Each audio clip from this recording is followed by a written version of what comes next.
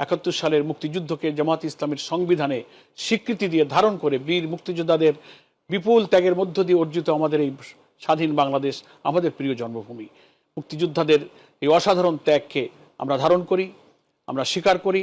71-এর যে প্রেক্ষাপট সেটি হয়তো জন আকাঙ্ক্ষারকে জামাত ধারণ করতে পারেনি তখন, সেটি অনেকে মনে করেন।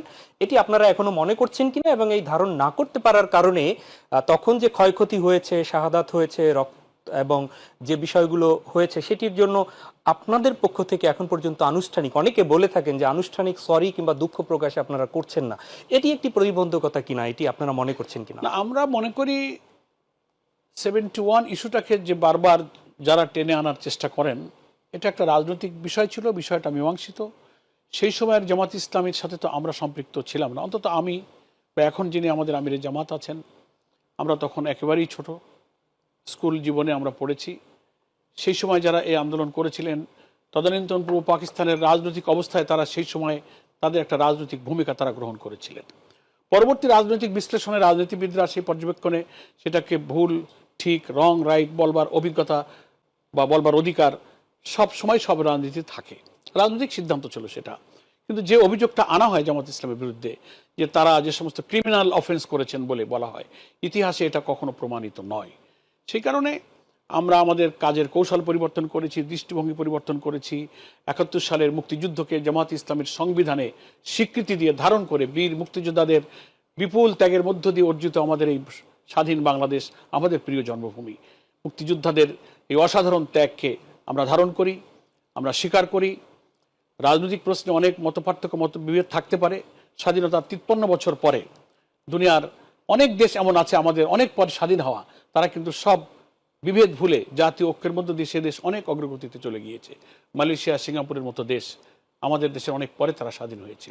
কিন্তু আমরা শুধু পেছনের অনেক মীমাংসিত ইস্যুকে টেনে এনে অনৈক্য, বিভেদ, বিশৃঙ্খলা সৃষ্টি করে আমরা জাতিকে এগোবার পথেও কিন্তু অনেক প্রতিবন্ধক তৈরি করেছি। এটা যে শুধু জামাত ইসলামের জন্য নয়, এটা গোটা জাতির এগিয়ে যাওয়ার পথেও কিন্তু একটা প্রতিবন্ধক, কারণ এখানকার কোটি কোটি মানুষ তারা ইসলামী আদর্শকে বিশ্বাস করে। জি নিশ্চয়ই। সেই জন্য আমরা মনে করি যে এগুলো একটা পলিটিক্যাল ইন্টেনশনে, একটা রাজনৈতিক শক্তি দেখে যে ইসলামের সুশাসনকে ঠেকাবার তো আর কোনো ওয়ে নাই। যখন আদর্শকে আদর্শ দিয়ে মোকাবেলা করা, যুক্তিকে যুক্তি দিয়ে মোকাবেলা করা, নৈতিকতাকে নৈতিকতা দিয়ে মোকাবেলা করা, রাজনীতিকে রাজনীতি দিয়ে মোকাবেলার পথ যখন হারিয়ে যায়, তখন তারা কিছু অপচেষ্টা, অপকৌশলকে হাতিয়ার বানিয়ে ফেলে। এগুলোকে আমরা মনে করি এটা একটা পলিটিক্যাল ব্যাড ইন্টেনশনে বারবার এসব ইস্যু এনে জাতিকে বিভক্ত করার চেষ্টা করা হচ্ছে। আমি মনে করি যে আমরা সব ভেদাভেদ ভুলে, ঠিক আছে, রাজনীতিতে মানুষের অনেক সময় রাজনৈতিক সিদ্ধান্তে পরবর্তী আলোচনায় বলতে পারে ওটা ঠিক ছিল অথবা ঠিক ছিল না, এ অধিকার সব মানুষেরই আছে। এবং আমাদের মনে হয় জাতির সবার কাছেই এটা পরিষ্কার যে সেই সময় জামাত ইসলামের যারা নেতৃবৃন্দ ছিলেন, তার মধ্যে অধ্যাপক গোলাম আজম জামাত ইসলামের আমির ছিলেন, ওনার নাগরিকত্ব যখন বাংলাদেশের সুপ্রিম কোর্ট বহাল করলো, কারাগার থেকে উনি মুক্তি পেলেন, বায়তুল মোকাররমের উত্তর গেটে তিনি একটি ঐতিহাসিক ভাষণ দিয়েছিলেন। সেই সম্বর্ধনায় তিনি কিন্তু পেছনের সে অতীতের কথা বলে তিনি একটা ঐতিহাসিক বক্তব্য দিয়েছিলেন, দ্যাট ওয়াজ রেকর্ডেড। সেটাও দেখলে বোঝাবে তিনি সেখানে বলেছিলেন যে রাজনীতিতে, ব্যক্তিগত জীবনে মানুষের অনেক ভুল ত্রুটি থাকতে পারে।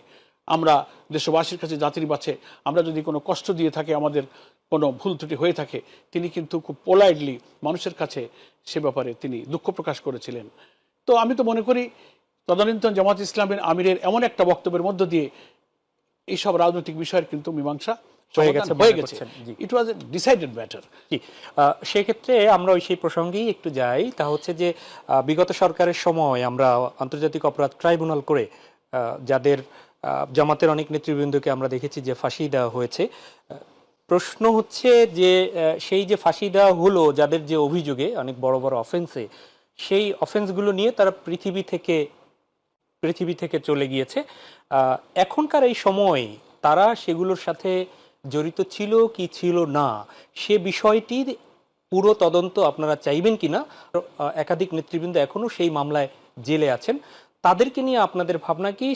71 সালের পাকিস্তানের অখণ্ডতার পক্ষে বিপক্ষে ভূমিকা নিয়েই তো প্রশ্ন উঠেছিল, রাজনৈতিক ভূমিকা নিয়ে।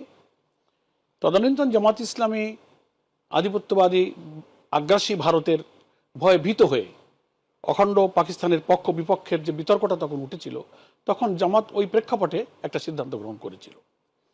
সেটা ছিল একটা পলিটিক্যাল ডিসিশন। এটাকে কোনো ক্রিমিনাল অফেন্স হিসেবে গণ্য করা যায় না, এটা কোনো ইতিহাস নাই, এটা একটা পলিটিক্যাল ডিসিশন।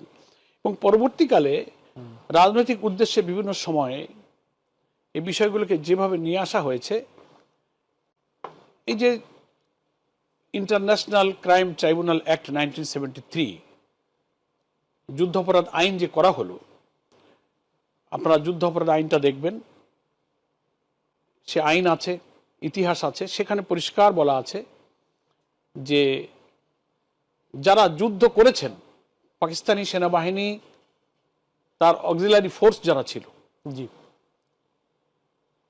গেজেটেড দেয়ার, তাদের নাম্বার, নাম, এভরিথিং ইজ দেয়ার, সবই আছে। কিন্তু যুদ্ধ অপরাধের যে সংজ্ঞা, যারা যুদ্ধ করেছেন, যুদ্ধের সহযোগী বাহিনী যারা ছিলেন, তারা সবাই ছিলেন সরকারি বাহিনী। সরকারের কাছে তার তালিকা আছে, ডিসিদের কাছে তার তালিকা আছে। কিন্তু দুর্ভাগ্যজনক, রাজনীতির কত ব্যাড ইন্টেনশন দেখেন, যে জামাত ইসলামী যে নেতাদেরকে এই তালিকায় নিয়ে এসে বিচারের নামে যে জুডিশিয়াল কিলিং করা হলো, এর কোনো একজন নেতার কোনো বাহিনীর সদস্য ছিলেন না। বাংলাদেশ সরকারের কাছে, অর্থাৎ ওই সময় পাকিস্তান সরকারের কাছে এই সব তালিকা কিন্তু ছিল। এবং যুদ্ধাপরাধ আইনের পর্যালোচনায় যে ইতিহাস আমাদের সামনে দলিল হয়ে আছে, সেখানে দেখা গিয়েছে যে ওই সময়ে প্রায় 93,000 পাকিস্তানি সৈন্য আত্মসমর্পণ করলো। তার মধ্যে শেখ মুজিবের জীবদ্দশায় 195 জন যুদ্ধ অপরাধী ওই পাকিস্তানি সেনাবাহিনীর মধ্য থেকেই তালিকাভুক্ত করা হলো, সে তালিকাও আছে। পরবর্তীকালে সিমলা চুক্তি, ভারত এবং পাকিস্তানের মধ্যে আলোচনা হলো, বিভেদ ভুলে রাষ্ট্রগুলো মিলেমিশে চলার ব্যাপারে তারা চুক্তি করলো। তারপরে ত্রিদেশীয় চুক্তি হলো। বাংলাদেশের পক্ষে পররাষ্ট্রমন্ত্রী ডক্টর কামাল হোসেন, ভারতের শরণ সিং, তদানীন্তন পাকিস্তানের পররাষ্ট্র প্রতিমন্ত্রী আব্দুল আজিজ। এই ত্রিদেশীয় পররাষ্ট্রমন্ত্রীর বৈঠকে সমঝোতা করে forgive and forget, Sheikh Mujibur রহমানের জীবদ্দশায় কোলাবরেটর অ্যাক্ট বাতিল করা হলো। যুদ্ধ অপরাধী যারা সবাই পাকিস্তানি সৈন্য ছিলেন, এদেশেও কোনো মানুষ যুদ্ধাপরাধীর তালিকায় ছিল না, তাদেরকে ক্ষমা করা হলো। 195 জনকে ফেরত দিয়ে দেওয়া হলো, মুক্ত করা হলো, এবং সমস্ত পাকিস্তানি যুদ্ধবন্দীদেরকে তারা ফেরত নিয়ে গেল। আমি খুব সংক্ষেপে বলছি, এটা একটা ডিসাইডেড ম্যাটার, সিদ্ধান্তের ভিত্তিতে বিষয়টাকে শেখ মুজিবের জীবদ্দশায় এটা উনি নিষ্পত্তি করে গিয়েছেন। সেই জন্য আমরা এটাকে বলি একটা মীমাংসিত বিষয়। কিন্তু পরবর্তীকালে আওয়ামী লীগের পক্ষ থেকে প্রধানমন্ত্রী হয়েছে 96-এ, তখনও প্রসঙ্গগুলো আসেনি। এর পরে এসে যখন জামাত ইসলামী রাজনীতিতে, সংসদে, সরকারে অংশ নিয়ে তার স্বচ্ছতা, দক্ষতা প্রমাণ দিয়ে জাতির সামনে একটা সম্ভাবনাময় শক্তি হিসেবে যখন তাদের উজ্জীবন ঘটলো, তখনই জামাত ইসলামের বিরুদ্ধে কনস্পিরেসি হলো যে জামাত ইসলামীকে কি করে রোখা যায়।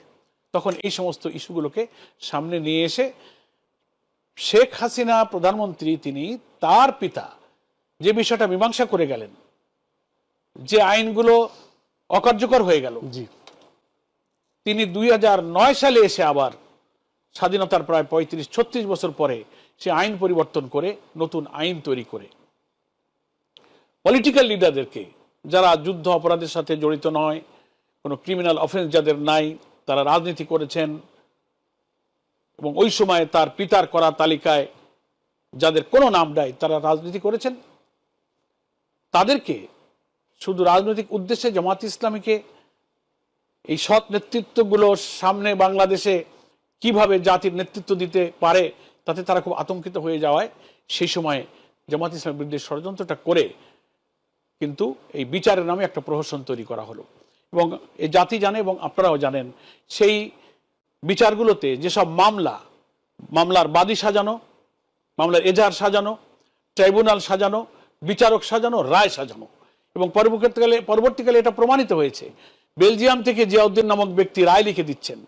স্কাইপে কেলেঙ্কারিতে নিজামুল হক নাসিম, তিনি এই কেলেঙ্কারিতে তাকে সরে যেতে হলো। মৌলানা দেলোয়ার হোসেন সাইদির সাক্ষী সুখরঞ্জন বালিকে কোর্টের সামনে থেকে গুম করে ফেলা হলো। এবং আন্তর্জাতিক মানে হিউম্যান রাইটস ওয়াচ, জাতিসংঘ মানবাধিকার কমিশন, আন্তর্জাতিক সমস্ত আইন বিশেষজ্ঞদের বিচারে এই আইনটা, এই বিচারটা ছিল রাজনৈতিক উদ্দেশ্য প্রণোদিত। আন্তর্জাতিক বিচারে এই আইন কোনো মানের আইন ছিল না, অস্বচ্ছ ছিল, পলিটিক্যাল ইন্টেনশনে এই বিচারটা কিন্তু করা হয়েছিল।